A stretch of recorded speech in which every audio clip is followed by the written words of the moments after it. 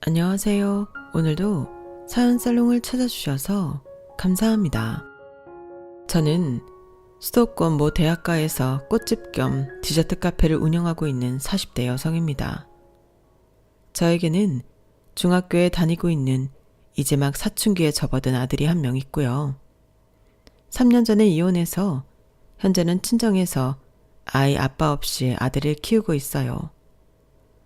전 남편과는 11년 정도 살았고 여러 가지 복합적인 문제로 갈라서게 되었는데 사실 결혼하고 1년도 되지 않아 제가 남편의 허풍과 허세에 속았다는 걸 알게 되었거든요. 하지만 그땐 제가 순진했고 당시엔 결혼을 깰 수 없는 사정이 있어 불합리한 결혼 생활이라는 걸 알면서도 참고 살 수밖에 없었는데 그래서 분하고 서러워도 혼자 삭혀야만 했어요. 남편은 함께 살긴 했어도 무책임한 방관자라 도움은커녕 제가 자기 가족들 때문에 힘들어한다는 걸 알면서도 저를 외면했는데 그러니 저도 살기 위해 어느 순간부터는 혼자 발버둥을 치기 시작했죠. 지렁이도 밟으면 꿈틀하고 쥐도 궁지에 몰리면 고양이를 문다고 하잖아요. 그때 저도 그랬어요. 제가 원래 타고나길 순한 기질로 싫어도 싫다 말 못하고 거절도 잘 못하는 답답한 성격이었는데 자꾸만 억울한 일을 당하고 궁지에 몰리니 살기 위해 독해져야 했거든요. 지금도 그 전만큼은 그 사람들한테 고마워하고 있는 부분인데 덕분에 답답한 성격도 고치고 지금은 잘 나가는 사장님 소림 듣고 있으니 언젠가 정말로 우연이라도 마주친다면 고맙다는 말을 해줄 생각이었어요. 그리고 잘 나가는 내 모습을 한 번쯤은 그들한테 보여주고 싶다는 생각도 많이 했었는데 간절히 바라면 이루어지는 건지 얼마 전 그래도 그게 작년이긴 한데 제 가게가 잘 된다는 소식을 어디서 들었는지 그 사람들이 저를 찾아왔더라고요. 그때는 놀랍기도 하고 또 약올라하는 신우의 표정을 보며 말할 수 없이 짜릿함도 느꼈는데 지금도 그때를 떠올리면 힘든 줄도 모르고 지냅니다. 당한 게 많아 그런지 더 통쾌하더라고요. 그리고 그런 일을 경험하게 되니 이런 제 이야기를 다른 분들에게도 들려드리면 어떨까 하는 생각이 들었는데요. 제 사연이 누군가에게 작게나마 용기를 줄 수 있으면 그것도 참 의미가 있겠다는 생각이 들었어요. 당시 제가 이혼을 생각했을 때 참 용기가 나지 않았거든요. 요즘 젊은 여자들은 다들 똑똑해서 이혼도 야무지게 잘 하는 것 같은데 저는 그럴 자신이 없었어요. 따박따박 월급 들어오는 직장이 있는 것도 아니고 그렇다고 모아놓은 돈이 있는 것도 아닌 저에게 이혼은 사실 꿈같은 이야기였거든요. 그래서 저 혼자 이혼은 능력 있는 여자들만 자신있게 할 수 있는 거라고 생각했었는데요. 아마도 그걸 저만이 아니라 남편과 또 못된 시댁 식구들이 다 알고 있었던 것 같아요.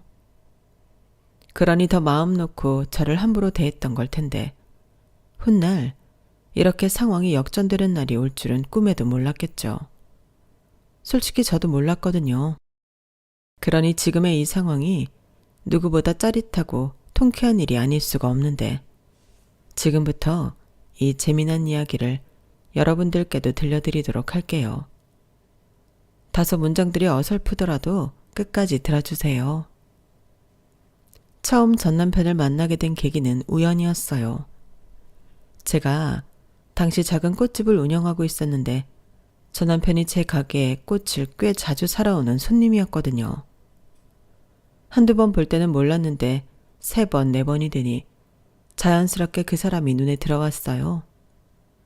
하우드는 멀쩡하고 옷도 단정하게 입은 게 여자친구가 꽃을 많이 좋아하나?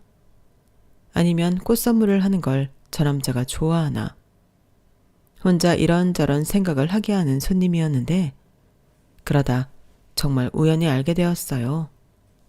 그 남자가 짝사랑하는 여자가 있다는 걸요.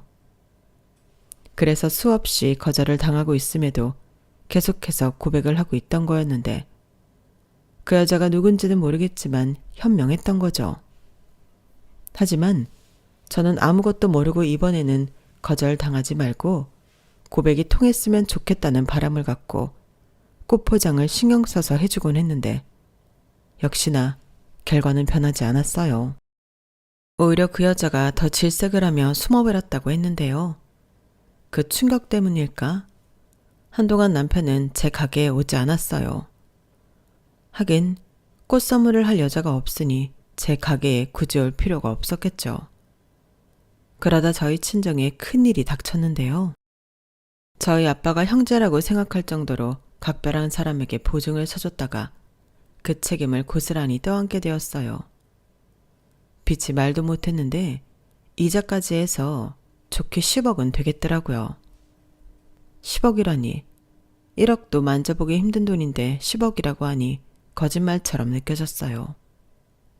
하지만 그 일은 거짓말이 아닌 우리 가족에게 닥친 현실이었고 돈을 빌린 아빠의 친구를 찾지 못하는 한 그 채무는 저희 가족이 갚아야 할 빚이 되었는데 그래서 저도 하는 수 없이 꽃집을 정리할 수밖에 없었어요.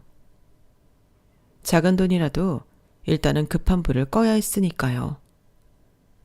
하지만 제가 꽃집을 정리하고 만들었던 돈이 1억이 채 되지 않았는데 당시 살고 있던 부모님 아파트는 물론이고 집에 돈이 될 만한 건 전부 팔았던 걸로 기억해요. 그런 일을 겪다 보니 저도 정말 힘들었는데 그러다 큰 고모의 주선으로 아직은 어린 나이인 24살에 맞선을 보게 되었어요.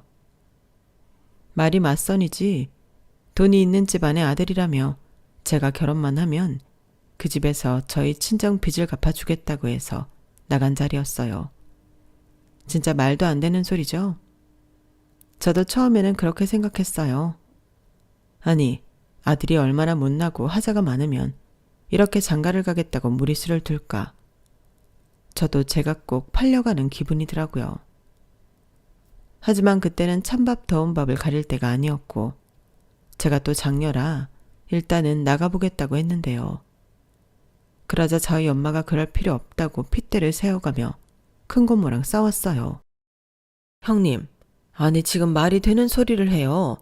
진경이 나이가 몇인데 무슨 맞선을 보라는 거예요. 말이 맞선이지. 요즘 그렇게 딸 시집 보내는 집이 어딨어요? 옳게 진정해. 아니 나는 그냥 돈 있는 집이라고 하니 나가보라는 거야. 막말로 그 집 아들이 싫다고 하면 넌 볼 수도 없는 자리인데 왜 옳게가 열을 내?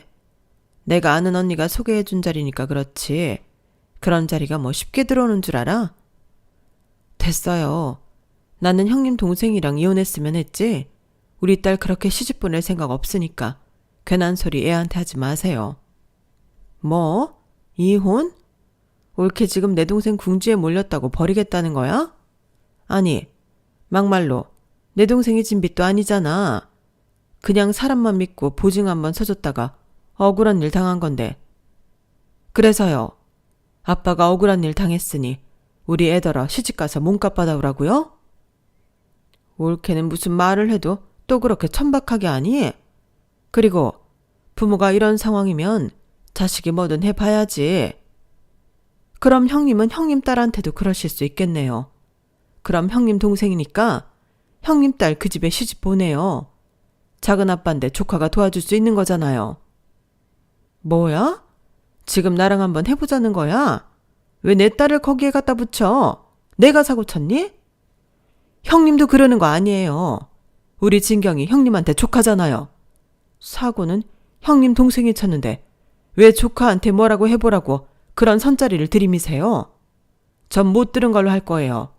그러니까 형님도 제 얼굴 계속 보려거든 다음부터는 조심해 주세요. 나 참 기가 막혀서. 그래, 대신에 나한테 10원 한 장 도와달라고 하지 마. 알겠어?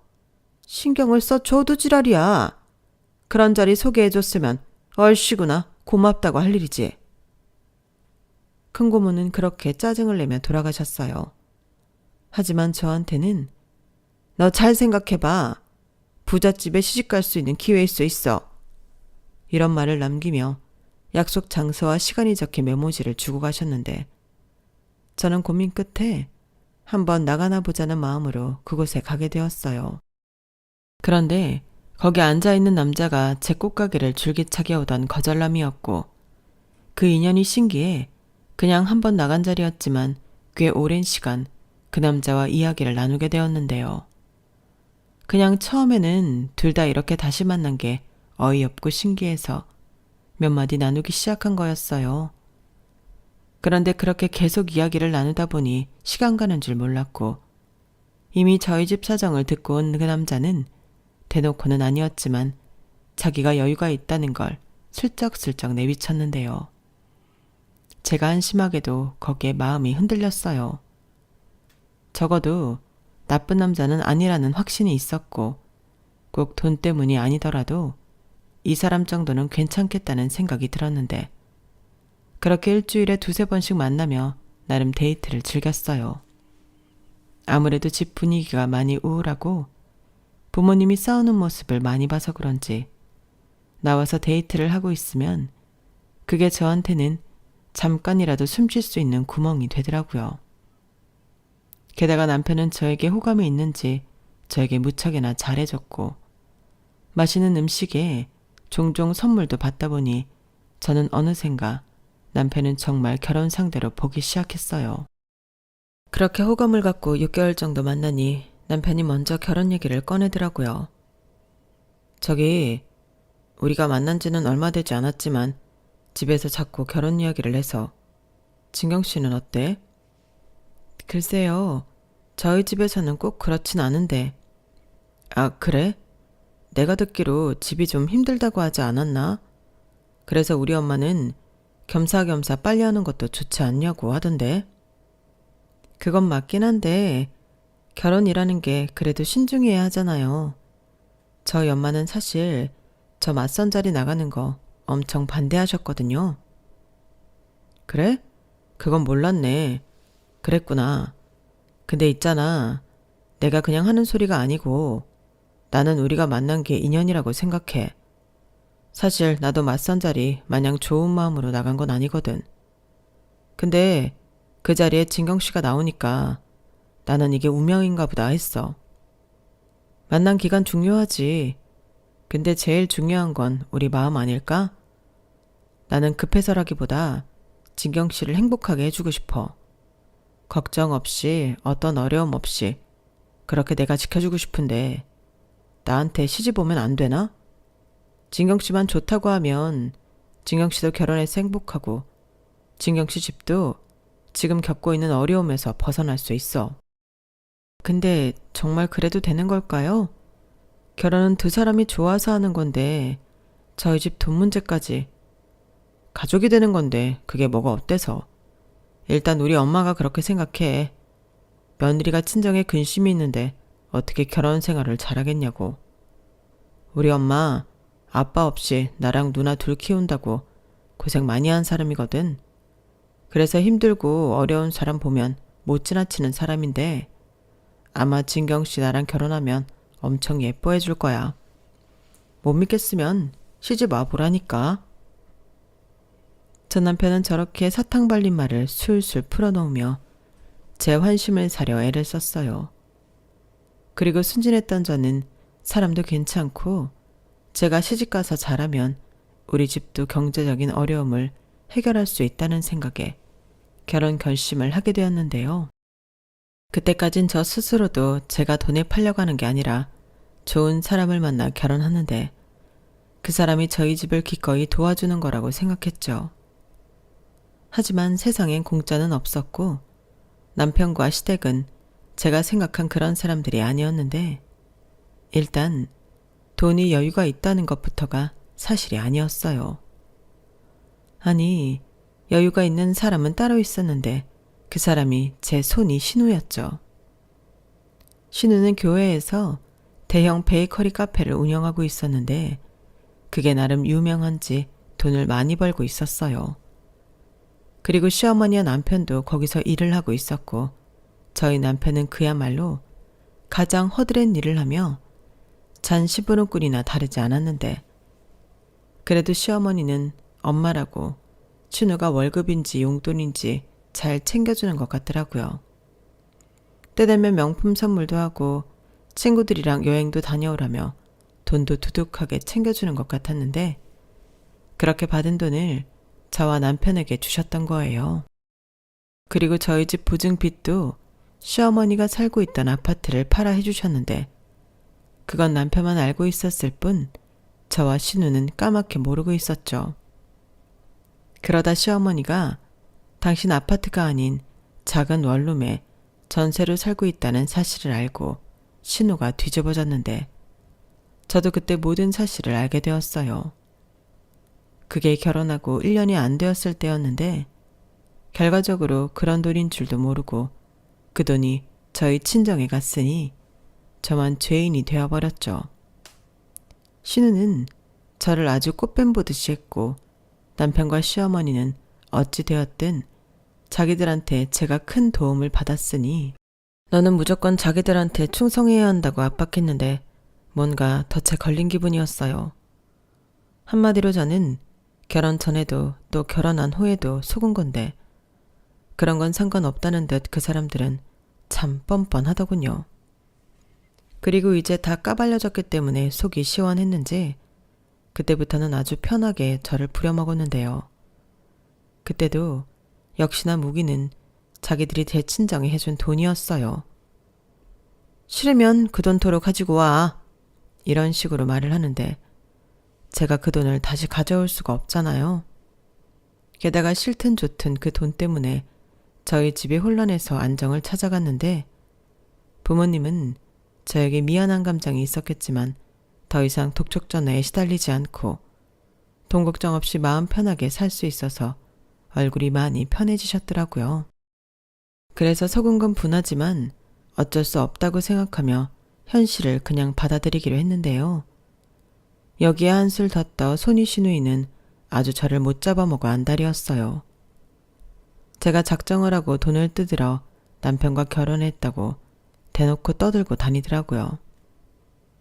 그때 당시 제 성격은 하고 싶은 말도 제대로 하지 못했는데 그 때문인지 신우는 아주 신이 나서 저한테 함부로 했어요. 가게가 저희 집이랑 차로 1시간이 넘게 걸리는데 아침이면 저에게 가게로 와서 청소를 하라고 그렇게 들들 볶더라고요. 물론 가서 하는 건 어려운 일이 아니었는데 문제는 그 말투가 너무 짜증스러워서 가기가 싫었어요.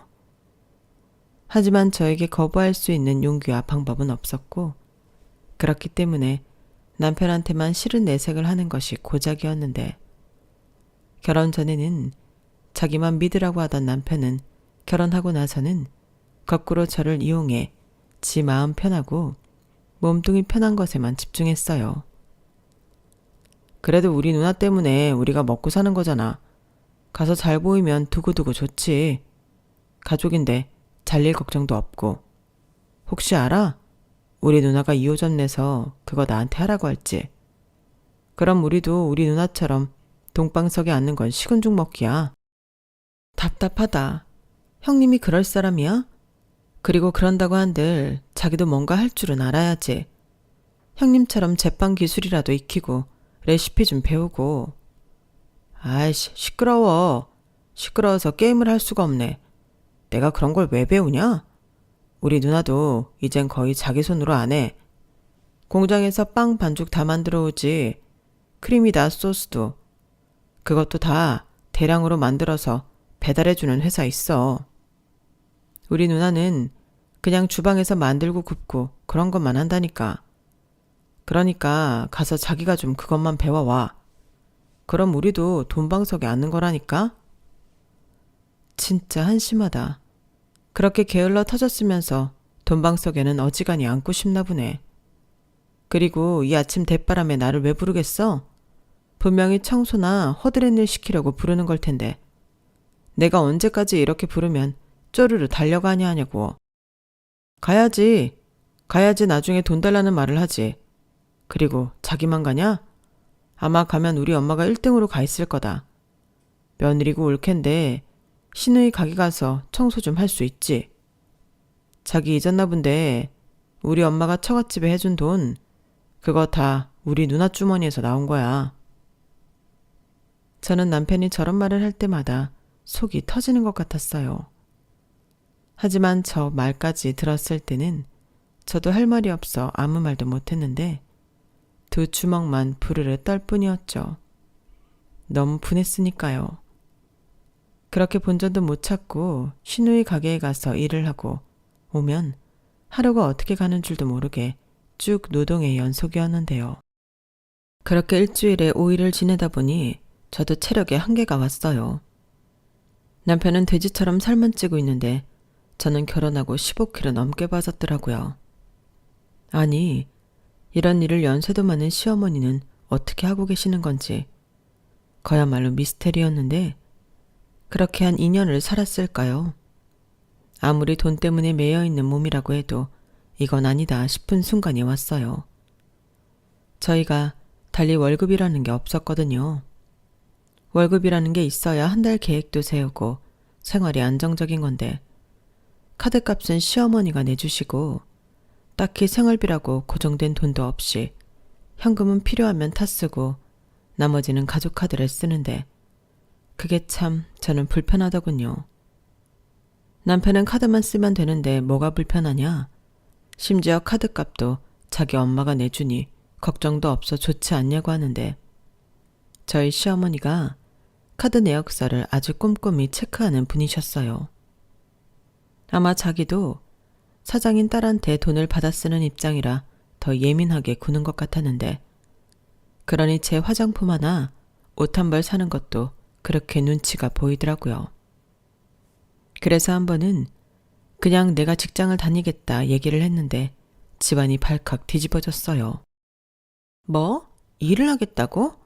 아니 지금 우리 가게도 바빠 죽겠는데 무슨 일을 해? 엄마, 며느리 교육을 어떻게 시키는 거야? 아우, 너는 또 왜 나한테 지랄이야? 얘 아가, 너 왜 그러는 건데? 뭐가 아쉬워서 일을 하겠다는 거야? 그게요, 월급을 받기라도 하면 괜찮은데 저희가 생활비도 없이 이렇게 사는 게 불안해서 그래요. 월급? 나 참 기가 막힌다. 가족끼리 돕고 사는 거지 무슨 월급이야. 그리고 내가 알기로 올케 우리 엄마가 만들어준 가족카드 쓴다며. 그건 카드잖아요. 그리고 그 카드 제가 쓰는 거 아니고 형님 동생이 써요. 그리고 매번 필요할 때마다 돈 달라고 하는 것도 그렇고 제가 여기서 일을 하는데 돈 받을 때마다 눈치 보는 건 아니잖아요. 진짜 어이없다. 이래서 머리 검은 짐승은 거두는 게 아니야. 올케 친정에 들어간 돈 벌써 잊었어? 그럼 올케는 그 돈 갚는다고 생각하고 더 열심히 일해야지. 뭐? 여기서 일하는데 왜 돈 받을 때마다 눈치를 보냐고? 나랑 장난해? 그럼 네가 눈치를 봐야지. 마음 편하게 살면 그게 사람이냐? 형님, 말 함부로 하지 마세요. 네가 지금 나 성질 돋우고 있잖아. 좌우간 딴 생각하기만 해. 사람이 말이야 양심 있어야지. 그나마 가족이라 여기까지 하는 줄만 알아. 엄마도 이렇게 단돌이 좀 잘해. 내가 이런 것까지 신경 써야 해? 가뜩이나 바빠 죽겠는데. 바쁘면 가서 일을 해. 왜 자꾸 너는 엄마한테 그러니? 그리고 아가, 너도 그렇다. 이제 상황 파악 다 됐을 텐데 제 성질 좀 건드리지 마. 우리 집은 제가 대장이야. 너는 어떻게 된 게 하나만 알고 둘은 모르냐? 네가 살살살 입속에 혀처럼 굴어야 너도 네 남편도 살 길이 열리는 거야. 너 편하게 살고 싶지 않니? 나야말로 이렇게까지 아쉬운 소리 들어가면서 여기서 일할 필요 없는데 그래도 아들이니까 아들 잘 살게 하려고 내가 지금 이러고 있는 거야. 내가 정말 속 터져서 못 살겠네. 어머니, 솔직히 당사자인 사람이 제일 게으른데 이게 다 무슨 소용이에요. 이러면 형님이 아무리 좋은 기회를 준다고 해도 어머니 아들이 못해요. 어머님이 자꾸 이러시니까 더한 것 같단 말이에요. 그리고 자꾸 친정에 해준 돈 얘기하시는데 저 속이신 건 어머니세요. 저는 처음부터 이런 돈이었으면 그 돈 받지도 않고 시집도 오지 않았을 거예요. 얘가 또 왜 사람 속을 자꾸 뒤집어? 어찌됐든 너도 돈 보고 결혼한 거 맞잖아. 그리고 내가 그 돈 안 해줬냐? 내가 그 돈을 안 해줬어야 속아서 결혼한 거지. 나는 돈 다 해줬어. 잘 살던 아파트까지 팔아서 해줬더니 지금 이게 무슨 개소리야? 너 그 입 꿰매버리기 전에 꼭 다물고 있어라. 오늘 꿈자리가 뒤숭숭 하더니 이러려고 그랬나 보네. 아니, 나이 어리다고 해서 손주 욕심에 집까지 팔아 결혼시켰더니 어디서 저런 염치도 모르는 허접한 물건이 들어왔어? 시어머니는 저렇게 대놓고 저를 돈까지 쓰면서 며느리 삼았던 이유가 제가 나이가 어려 애를 잘 낳을 것 같아서였다고 말했어요. 제가 무슨 애기 낳는 최신 기계도 아니고 저런 상스럽고 몰상식한 말을 아무렇지 않게 한다는 게 너무 싫었는데 정작 친정 부모님 앞에서는 그런 표를 낼 수는 없겠더라고요. 저희 친정엄마는 종종 전화해서 잘 지내는지 시댁과는 아무런 문제가 없는지 늘 마음을 불편해 하셨는데 그렇기 때문에 저는 속은 골마 터질지언정 친정엄마한테 잘 지낸다고 다들 너무 잘해주신다고 거짓말을 할 수밖에 없었어요. 그래야 친정 부모님이 저에 대한 미안한 마음을 덜 수 있으니까요. 하지만 정작 그러는 사이 제 마음의 병은 깊어만 갔는데 이렇게 살다가는 죽겠구나 싶어 이혼을 생각하게 되었어요. 그런데 하늘에서 이런 제 마음을 용납하지 않으신 건지 덜컥 임신을 하고 말았는데요. 아이한테는 미안하지만 많이 울었어요. 이렇게 또 발이 묶이는 것 같았거든요. 게다가 이런 저와 다르게 좋아하는 남편과 시어머니를 보는 게 불편하기만 했는데 그나마 다행인 건 제가 몸이 많이 약해진 상태에서 임신한 거라 더 이상 하기 싫은 신우 가게 일을 하지 않아도 된다는 거였어요. 신우는 그딴 게 어딨냐고 자기는 애 둘을 낳았어도 가게 나와 일을 했는데 왜 저만 특별 대우 해줘야 하냐고 입에 거품을 물었지만 그땐 시어머니가 제 편을 들어주더라고요. 아니 너는 건강했고 쟤는 비실비실 하잖아. 병원에서도 무리하면 유산할 수 있다고 했어. 절대 안정하라고 하는데 어떻게 여기로 와서 일을 하라고 하니? 엄마, 지금 친손자 외손자 차별하는 거지? 병원에서는 다 그렇게 얘기하는 거야. 그냥 하는 소리라고. 누구 내 안 가져봤어? 임신이 아주 벼슬이지. 그만해. 어떻게 얻은 귀한 손잔데 너는 고작 그 10달을 못 참냐? 엄마가 더 일하면 되잖아. 준석이도 있고. 원래 우리 셋이 잘했는데 왜 이제 와서 그래?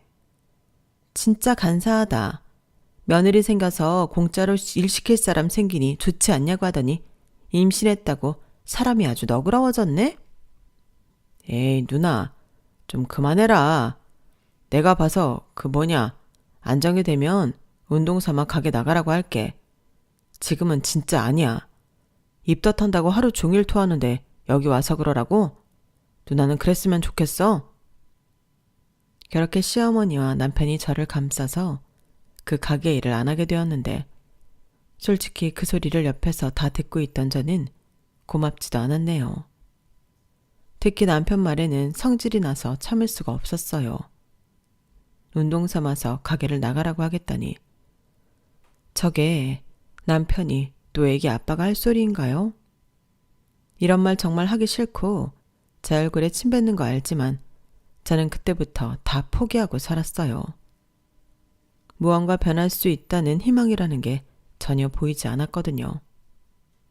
거기에 임신까지 했으니 이혼을 하더라도 혼자 나가 살 자신도 없었는데요. 그러니 그냥 될 대로 되라. 딱 그런 심정이 되어버렸죠. 그래도 그나마 다행인 건 싫어 죽겠는 신우 가게에 나가 일을 하지 않아도 된다는 건데 그 10달도 금방이었어요. 중간에 신우가 이제 안정기도 됐으니 당장 가게로 튀어나오라고 생떼를 부리긴 했어도 깔끔하게 무시했는데 그렇게 10달을 보내고 저는 건강한 아들을 낳았죠. 그러자 시어머니가 장손이라며 엄청 기뻐하셨는데요. 처음으로 저에게 수고했다, 고맙다, 네가 큰일을 해줬다. 라며 칭찬을 해주시더군요. 남편도 아이를 낳고 직후에는 아빠가 되었다는 책임감에 정신을 차리는 것처럼 보였어요. 저더러 자기는 이제 새로 태어났다면서 아들에게 부끄러운 아빠가 되지 않을 거라고도 했는데 제가 단순한 건지 그때는 그게 희망이라고 여기며 마음을 다잡았어요. 저 역시 엄마가 되고 보니 욕심이 생겼거든요. 그래서 그때부터는 싫은 내색 하나 없이 신우 가게에 가서 일을 했고 전에는 하기 싫어서 시키는 일만 했다면 그때부터는 제가 알아서 일을 하며 배울 수 있는 건 어깨너머로 배우고 익혔는데 그러자 신우는 이제야 제가 정신을 차렸다며 더 편하게 일을 시켜 먹었어요. 나중엔 가게 일도 거진 전부 저에게 맡기고 자기는 쉬는 날도 많아졌죠. 솔직히 쉬는 건지 바람이 났는지는 알 수 없는데요. 아무튼 그게 제가 아이를 낳고 한 7, 8년이 된 후였는데 시어머니도 제가 가게 일을 많이 하게 된 것에 뿌듯해 하시는 것 같았어요. 시어머니는 신우한테는 비밀이었지만 내심 이 가게를 자기 아들이 넘겨받길 바라셨거든요. 그러니 제가 가게 일에 전반적으로 개입하고 돌아가는 추세를 알고 있다는 것이 안심이 되는 것 같았는데 역시나 문제는 남편이었어요. 아들이 태어나고 정신을 차렸나 보다 했던 남편은 그 약발이 몇 달이 가지 않았거든요. 그리고 시어머니는 그런 아들한테도 뭐라고 하지 않았는데 아무래도 남편이 저 모양인 건 시어머니 영향이 컸던 것 같더라고요. 그래놓고 결혼했으면 제 몫이라고 저더러 자기 아들을 고쳐보라고 하는데 그게 말이 되는 소린가요? 막말로 엄마 말도 안 듣는 사람이 마누라 말을 듣겠냐고요. 그건 그저 저희 둘 보고 피 터지게 싸우라는 말과 같은 말이었어요. 그래서 어느 순간부터 저도 남편을 포기하게 되었는데 누가 그랬잖아요. 포기하면 편하다고요. 그 말은 정말이었어요. 그냥 기대를 하지 않으니 화도 나지 않더라고요. 하지만 그렇다고 문제가 아주 없던 건 아니었는데요. 제가 신우 대신 모든 일을 맡아서 하다 보니 직원들이 저를 마치 사장처럼 따랐었거든요. 그런데 그걸 신우가 오랜만에 가게에 왔다가 보게 되었고 기분이 나빴는지 저더러 사장 행세를 한다며 뭐라고 하기 시작했어요. 그런데 원래도 못돼 처먹은 성격이라 무시하려고 해도 그날은 그럴 수가 없었는데 아주 제 자존심을 묵살하려고 하더군요. 그래서 그날은 저도 참지 않았어요. 그러자 신우가 더 열이 받은 것 같았는데 제가 자기 가게를 뺏으려고 사기를 계획하고 있다며 망상에 가까운 헛소리를 하더라고요. 너 처음부터 우리 집 돈 보고 시집 왔잖아. 내 말이 틀려? 아니라고요. 저도 속아서 결혼한 거라고요. 웃겨? 누가 그 말을 믿어준대? 야, 너도 정말 염치 좀 갖고 살아라. 시집 오자마자 그 큰 돈을 친정에 턱 하고 갖다 줬으면 죽었다 생각하고 식모처럼 살아야지. 어디서 니까짓 게 내 가게를 넘봐? 제가 언제 형님 가게를 넘봤다고 그러세요. 형님이 저한테 다 떠넘기고 놀러 다닌 거잖아요. 누가 놀았대. 나도 할 일이 있어서 그랬어. 뭐가 됐든요. 형님이 저한테 다 떠넘기셨으니 저라도 열심히 일한 것밖에 없는데 왜 이제 와서 이러세요? 저 고맙다는 말은 기대도 하지 않았지만 이렇게 어이없는 소리를 들을 줄 몰랐어요. 이게 끝까지 잡았대네. 너 내가 매출 기록이랑 지출 내역 다 봤거든? 네가 아주 500만 원씩 따박따박 가져갔더라. 이렇게 야금야금 얼마나 헤쳐먹은 거야? 그건 어머님한테 허락받고 제가 저희 생활비 가져간 거예요. 저희 애도 있고 살고 있는 아파트 대출금도 있으니까 그렇게 한 거라고요. 막말로 저랑 그이가 여기 와서 일하는데 그 정도는 가져갈 수 있는 거 아니에요? 야, 그럼 사장이 나한테 허락을 받아야지.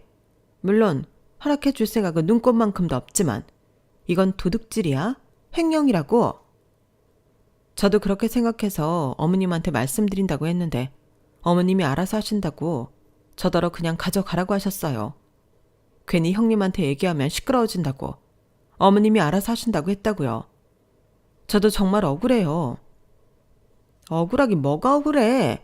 당장 네가 가져간 돈 이번 달까지 채워놔. 형님, 억지 좀 그만 쓰세요. 이미 다 나간 돈을 제가 무슨 수로 채워요?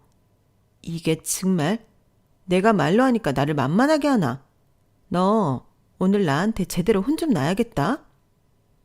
신우는 말로는 도저히 안 되겠다는 듯 두 팔을 걷어붙이고 먼저 제 머리채를 잡아 흔들었어요. 그래서 저도 당하고 있을 수만은 없어 똑같이 형님 머리채를 잡고 있는 힘껏 잡아당겼는데요. 제가 몸집이 작고 말랐어도 힘이 없는 건 아니었거든요. 그에 반면 형님은 한 덩치했지만 힘은 없었는데 제가 확 밀치니 형님이 거짓말 아니고 무슨 볼링공처럼 대굴대굴 굴러갔어요. 그리고 그 큰 몸집에 가게 물건들이 부딪혀 깨지고 넘어지고 난장판이 되었는데 형님이 저를 폭행 민 기물파손죄로 고소를 하겠다고 입에 개거품을 물더군요. 그러자 시어머니가 저더러 신우한테 미안하다고 빌라고 했고 저는 싫다고 그날 이후 가게에 나가지 않았는데요. 자기 누나한테 연락을 받은 건지 남편이 아주 저를 못 잡아먹어 난리였어요. 자기 누나가 앞으로 10원 한 장 우리한테 주지 않겠다고 했다며 저더러 책임지라고 몰아세우는데 저게 남편인가 싶더라고요. 아무리 남편이 남의 편이라는 말에서 줄인 거라고 했지만 그 순간은 남편도 용서할 수 없었어요. 아니, 평소에도 제 인생의 남편은 용서할 수 없는 존재였죠. 그래서 똥인지 된장인지 구별도 못하는 이 인간과는 더는 못 살겠다고 판단해서 이혼하겠다고 말했는데요. 그 순간에도 남편은 그걸 제가 홧김에한 소리로 여겼는지 아이고, 이혼? 그래, 네 맘대로 해라. 아주 네 맘대로 재산 분할도 하고 다 해. 라고 했는데 못할 것도 없었어요. 그래, 말 나온 김에 우리 진짜 계산 좀 똑바로 해보자. 나 시집 와서 우리 친정에 돈 가져다 줬다는 이유로 뭐 하나 받은 거 없이 자기 누나 가게에서 식모살이 했는데 자그마치 10년이다. 그럼 나 그 돈 이미 다 까고도 남은 것 같아. 그리고 당신 누나가 나한테 함부로 하고 막말했지? 나 그거 위자료 청구 소송할 거야. 형님이 나 고소한다고 했으니까 어디 한번 해보자고. 나도 이런 날이 올 것 같아서 문자랑 통화 녹음, 가게 CCTV 파일까지 다 챙겨놨거든? 그런데 당신은 방관만 했지? 방관도 이혼 사유야. 다 알면서도 모른 척 했잖아. 이참에 어디 누구에게나 제대로 붙어보자. 제가 이렇게 속사포처럼 말을 하니 남편이 놀란 얼굴이더라고요. 그러고는 아니 성격이 왜 이렇게 변했냐며 저를 이상한 사람 취급을 했는데 그러라고 했어요. 어차피 이혼하면 남인데 제가 그 인간한테 잘 보여야 할 이유는 없잖아요. 그리고 실제로 법원에 가서 이혼 서류도 가져오고 합의 이혼할 건지 소송을 할 건지 제가 물었는데 그제야 남편이 심각성을 깨달은 듯 보였어요. 그리고는 자기 엄마랑 누나한테 찌질하게 SOS를 치더라고요. 그러자 총알처럼 그 두 사람이 저희 집으로 왔는데 신우가 먼저 저에게 다짜고짜 소리를 치더라고요. 제가 제 발이 저려서 내빼려고 수작을 부리는 거라고 개소리를 짓거렸어요. 진짜 지랄생 쇼를 하고 자빠졌네. 네가 이혼하겠다고 하면 우리가 발발거릴 줄 알았냐? 진짜 생긴 거랑 다르게 가지가지 한다. 아우 승우 엄마야, 꼭 이렇게 일을 키워야겠냐? 그냥 네가 잘못했다고 사과 한번 하면 될 일을. 제가 왜요? 제가 뭘 잘못했다고 사과를 해요? 더는 이렇게 안 살 거예요. 그래, 살지 마. 누가 살라고 매달렸냐? 야, 그냥 이혼해. 엄마도 더는 얘 붙잡지 마. 그리고 너 우리 엄마한테 받은 거 토해라. 싫어요. 저 그만큼, 아니 그 이상 형님 가게에서 일했고 제대로 월급도 못 받았으니까 그걸로 퉁칠 거예요. 뭐? 누구 마음대로? 싫으면 법으로 하시든가요. 저는 증거 다 있거든요. 이렇게 된 거 우리 제대로 따져봐요. 저는 그럼 속아서 결혼한 것부터 까볼 테니까. 너 처음부터 이럴 작정이었지? 엄마, 이것 봐봐. 얘가 우리 뒤통수 칠 거라고 내가 말했지? 너 정말 이럴 거니? 아니, 내가 어떻게 우리한테 이럴 수가 있어. 그때 니네 집 그 돈 아니었으면 풍비박산 나기 일보 직전이었잖아. 그래서 그걸 미끼로 저를 10년 넘게 붙들어 놓고 부려 먹었잖아요. 저 승우 안 나왔으면 그때 이미 이 집 며느리 안 했어요. 엄마, 누나, 저 사람 지금 완전히 돌았어. 어떻게 좀 해보라고. 됐어. 하긴 뭐래. 너 그냥 이혼해. 너 안 잡을 테니까 당장 짐 싸서 나가. 네 잘난 애도 데리고 가라. 야, 그게 무슨 소리야. 왜 우리 손자를 데리고 가? 아니다. 너만 나가. 엄마, 이 와중에 친손주를 챙기겠다는 거야? 그럼 그 애는 누가 키울 건데? 엄마가 키울 거야? 아니면 사람 구실도 제대로 못하는 저 자식이 키울 거야? 욕심을 낼 걸 내. 그래도 어떻게 내 핏줄을 포기하니? 나는 그럴 수 없다. 우리 애들 있잖아. 우리 애들은 뭐 남의 핏줄이야? 엄마는 꼭 결정적일 때 사람 열받게 하더라. 내 덕에 지금 엄마가 호강하고 사는 거야. 몰라? 여기 있는 사람 중에 내 돈 안 먹은 사람 있어? 사람들이 뻔뻔해도 정도가 있지. 야, 너 네 아들 데리고 당장 꺼져. 고맙네요. 저는 혹시라도 우리 아들 때문에 이번에도 발목 잡힐까 걱정했는데. 그럼 저희 아들 양육권, 친권 제가 가져오는 걸로 알고 가겠습니다. 그리고 당신 거기 합의이혼 서류에 도장 찍어. 거기 보면 양육비 산정해 놓은 것도 있고 재산 분할도 있는데 잘 보고. 저는 그렇게 말하고 짐이라고 할 것도 없이 단촐하게 아들을 데리고 친정으로 왔어요. 아들도 워낙에 어릴 때부터 엄마가 고모한테 당하는 걸 봤기 때문에 순순하게 저를 따라 나섰는데, 문제는 내내 영문도 모르다가 10년이 지나고서야 제가 고생하고 힘들게 살았다는 걸 알게 되었어요. 그 때문인지 저희 엄마는 쓰러지시기까지 했는데 저희 아빠는 고모를 찾아가서 따지기도 했죠. 하지만 고모는 이제 와서 왜 그러냐고, 자기 덕에 사돈한테 돈 받아 지금 그렇게 사는 거 아니냐고 대판하신 모양이었고, 그렇게 저희 아빠는 당신의 누나인 고모와 절연을 하시겠다고 했는데 저는 솔직히 고모를 원망하진 않았어요. 어찌됐든 선택은 제가 했고 그들이 작정하고 속인 건데 고모 탓을 할 수는 없죠. 그리고 어차피 저들도 제가 요구한 이혼을 거부할 것 같지도 않았는데 저는 그냥 친정 빚 갚고 10년 만에 집에 돌아온 셈 치려 했어요.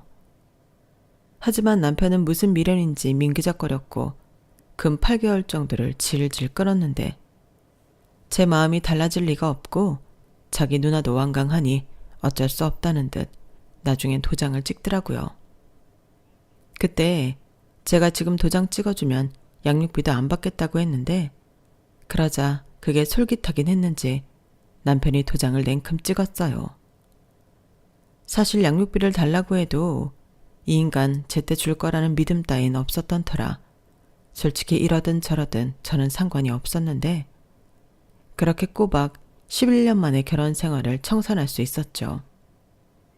남들은 이혼할 때 아주 진흙탕 싸움을 한다고 하던데 그들은 저를 무시했기에 순순하게 이혼을 받아들였어요.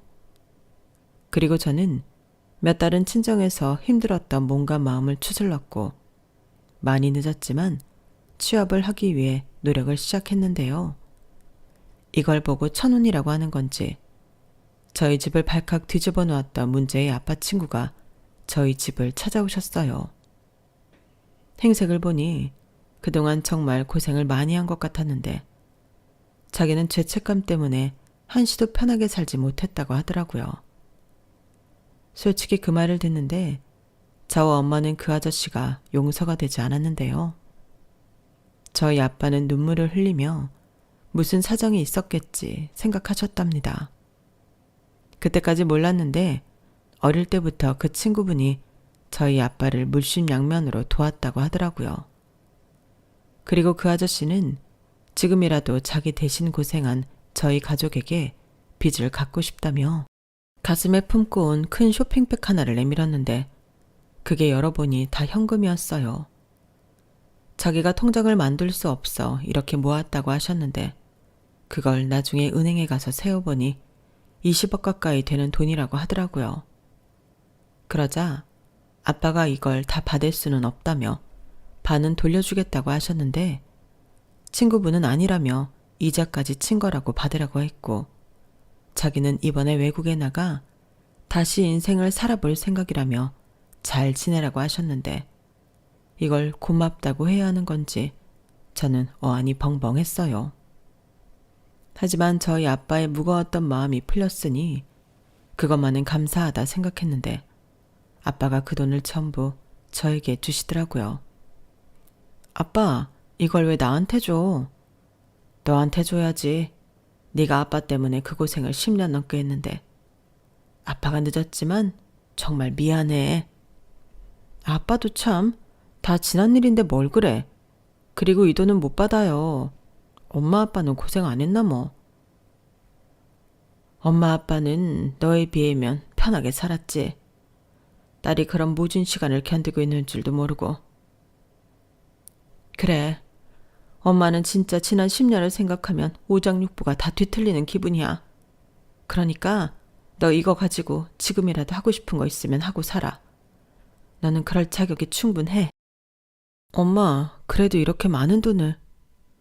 네가 지나온 시간들을 어떻게 돈으로 환산하겠니? 이 돈도 부족하지. 아휴, 그래도 이렇게라도 돼서 얼마나 다행이니. 엄마는 이제야 숨통이 조금 트이는 것 같다. 그렇게 친정 부모님은 저더러 그 많은 돈을 알아서 쓰라고 주셨어요. 그리고 차마 그 돈을 저 혼자 다 쓸 수는 없어 친정 부모님과 함께 살 2층 집을 마련하고 제 가게를 다시 차릴 생각이었는데요. 저는 여전히 꽃을 사랑했고 다시 기회가 있다면 꽃집을 하고 싶었거든요. 그러다 가게 자리를 물색하던 중 지금의 대학가 근처 매장을 소개받게 되었는데 거기가 처음부터 규모가 꽤 있는 카페였어요. 그걸 본 순간 떠올랐죠. 플라워 앤 디저트 카페를 해봐야겠다고요. 어깨 넘어 배운 기술이긴 하지만 케이크와 파이 그리고 타르트 정도는 손으로 예쁘고 맛있게 만들 수 있었거든요. 그리하여 저는 가게를 오픈하기 전 제과제빵 자격증을 따기 위해 공부를 하기 시작했어요. 그리고 그 사이에도 저만의 레시피를 만들기 위해 연구에 연구를 거듭했는데 참 그 기간도 행복했어요. 저희 엄마는 그렇게 신우한테 당하고도 카페를 하고 싶냐고 저를 말리기도 했지만 그건 그거고 제가 하고 싶어 하는 거라고 하니 그 뒤로는 아무 말씀도 하지 않고 도움이 필요하면 말하라고 하시더라고요. 그렇게 저는 공부하고 또 레시피 연구하며 제가 살아있다는 기분에 취해 저만의 가게를 차리기 위해 오랜 시간 공을 들였는데요. 시간이 지나면서 저의 행복감과 기대감은 더 부풀기 시작했어요. 게다가 제가 좋아하는 꽃들로 매장을 채워 다른 곳들과 차별점을 두겠다는 저의 생각이 잘 맞아떨어졌는지 반응이 좋았는데요. 대학가라는 특성상 여자 손님들에게 특히 반응이 좋더라고요. 그리고 거기에 커플 손님과 소문 듣고 온 손님들까지 매일 매장하는 손님으로 가득했는데 그 때문에 직원을 계속해서 뽑지 않으면 유지할 수 없었어요. 디저트 상품들도 그 수를 늘리지 않으면 오전도 못 버티고 끝이 났기 때문에 저는 제 방 직원만 해도 또 따로 뽑을 수밖에 없었는데 그렇게 가게를 돌리다 보니 하루가 어떻게 시작해서 어떻게 끝나는 줄도 모르겠더라고요. 역시나 그중에 제일 바쁜 사람은 저였으니까요. 저는 거의 매일 새벽부터 꽃시장에 가는 걸로 하루 일과를 시작했는데 카페에 손님들이 많아지니 꽃 매출도 장난이 아니었어요. 특히 저희 매장의 꽃이 신선해서 좋아하셨거든요. 그렇게 거의 매일을 하얗게 불태우다시피 저는 살았고 늘 일과를 마치고 집에 오면 녹초가 되기 일쑤였는데 아무리 몸이 힘들어도 마음이 행복하니 저는 아무런 문제가 되지 않았어요. 다만 저희 부모님이 걱정이 많으셔서 그게 탈이긴 했는데 그래도 매일이 저에겐 기적이고 감사한 일이었죠. 그러다 소문을 듣고 왔는지 전 남편과 전 신우가 제 가게에 찾아왔어요. 표정을 보니 우연히 온 건 아니고 작정을 하고 온 건데 역시나 망상증이 심한 전 신우는 제가 자기 기술과 레시피를 훔쳐 카페를 차렸다며 난동을 피우기 시작하더군요. 일부러 손님 많은 시간에 찾아와 저를 골탕 먹일 속셈이었어요. 하지만 이런 날이 올 수도 있다고 생각했던 저는 태연하게 행동했는데요. 일단 경찰에 영업방해로 신고를 했죠. 그리고 어딜 봐서 내가 기술과 레시피를 훔쳤냐. 저는 제과 제빵 자격증과 레시피 연구 노트를 꺼내 보여줬는데 사실 어깨 넘어 본 건 많았지만 신우의 것을 그대로 베껴온 건 없었어요. 특히 디저트 음식에는 저만의 생각으로 제철 과일과 허브 등을 사용했는데 신우의 가게 상품들은 그렇지 않았거든요. 그리하여 전 신우는 자기 것을 훔쳐 제가 장사를 해 돈을 번다는 주장이 막혔고 전 남편은 이제 와서 무슨 심보인지 저를 잊지 못하겠다며 재결합 타령을 하기 시작했는데 받아만 준다면 자기 엄마와 누나랑은 연을 끊고 저랑 저희 아들을 위해 살겠다고 헛소리를 하더라고요. 그 말을 듣는데 어찌나 기가 막히던지요. 그 말을 누가 믿겠어요? 그리고 설사 그게 자기 진심이라도 이젠 제가 싫은데 소용없는 말이었죠. 하지만 문제는 그 말을 전 신우가 다 들었다는 거였는데 나중엔 둘이 아주 개싸움을 하더군요. 그래서 경찰들이 뜯어 말리고 난리도 아니었는데 그 모습을 옆에서 구경하고 있자니 혼자 보는 게 아까울 지경이었어요. 그리고 저는 제 가게에 와서 난동 부린 일로 영업방해로 매출에 손실을 입었으니 그에 맞는 보상금을 요구했는데요. 그때도 전 신우는 무슨 보상금이냐고 그 자리에 누워버렸어요. 알고 보니 전 신우는 그동안 사기꾼에 당해 가게도 날려먹고 한순간에 빚더미에 올라 앉은 듯 했는데 말로는 해외 진출을 제안받았다고 하더라고요. 물론 사기였죠. 그러니 저한테 찾아와 제 걸 다 뺏어보겠다는 못된 심보였는데 자기 마음대로 되지 않았던 거더라고요. 거꾸로 저는 그 사실까지 알게 되니 더할 나위 없이 통쾌함을 느꼈는데 11년의 마음고생이 한 방에 날아가는 것 같더라고요. 그리고 전 신우는 네가 무슨 돈이 있어 가게를 차렸겠냐며 이번엔 제가 자기 가게에서 돈을 빼돌렸다는 억지 주장을 펼쳤는데요. 그래서 그때 제가 20억이나 생긴 그 기가 막힌 스토리를 들려줄 수밖에 없었죠. 그러자 전 신우는 배가 아파 죽겠다는 얼굴이었는데요. 저는 그제야 모든 것이 풀린 기분이었어요. 이젠 정말 새 출발을 할 수 있을 것만 같더라고요. 그리하여 저는 돈 남매를 접근 금지 신청까지 요청하게 되었는데요. 전 남편은 지가 우리 아이들의 아빠인데 어떻게 접근 금지를 할 수 있냐며 쌩 난리를 피웠지만 경찰들 앞에서는 소용이 없었죠. 그리고 제 입장에서도 그 문제의 남매가 알아서 나타나 접근 금지 신청까지 할 수 있게 해줬으니 그 점이 참 고마웠는데 전 남편한테는 나중에 아들이 아빠를 보고 싶다고 하면 알아서 아들한테 연락하라고 할 테니 내 앞에는 나타나지 말라고 무섭게 말했어요. 그렇게 모든 문제들이 해결이 되었는데 시간이 조금 흐른 지금도 아주 후련한 마음으로 잘 지내고 있습니다. 누군가는 저더러 한순간에 돈방석에 앉았다고 부럽다고 하던데 저는 그렇게 생각하지 않아요. 제가 겪어온 시간과 그리고 억울했던 눈물들이 모여 지금의 제 행복이 있다고 생각하거든요. 그렇기 때문에 저는 지금의 행복이 더 값지고 소중하기만 한데요. 저는 앞으로도 계속 제 행복을 지킬 수 있도록 열심히 살도록 하겠습니다. 아무것도 없이 핏밥만 봤던 제가 이렇게 대박난 사장이 될 줄 누가 알았겠어요?